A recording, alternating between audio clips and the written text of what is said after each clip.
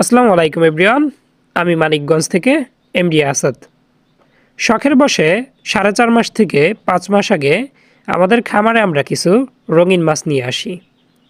আর রঙিন মাছ চাষের কিন্তু প্রাথমিক পর্যায়ে গাপ্পি মাছ দিয়ে শুরু করাটাই বেস্ট। মানে মিক্স গাপ্পি যেটা হচ্ছে নর্মাল ব্রিড, সেটা নিয়ে কিন্তু শুরু করাটাই আমি মনে করি ভালো। সেজন্য মূলত আমি কিন্তু যাত্রাটা শুরু করি নর্মাল মিক্স গাপ্পি নিয়ে।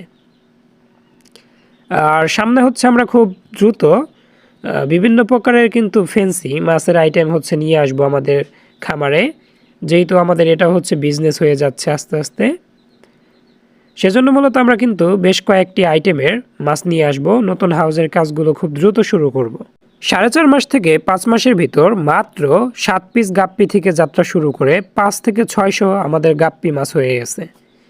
আপনাদের যাদের গাপ্পি মাছের পোনা প্রয়োজন মানিকগঞ্জের আশেপাশে, খুব দ্রুত আমাদের সঙ্গে যোগাযোগ করে আমাদের থেকে মিক্স গাপ্পি পোনা নিয়ে নিতে পারেন। এগুলোর চাষ সম্পর্কে জানতে অবশ্যই আমাদের স্ক্রিনে দেওয়া নাম্বারে ইমো কিংবা হোয়াটসঅ্যাপে সরাসরি কল করে আমাদের থেকে জেনে নিতে পারবেন।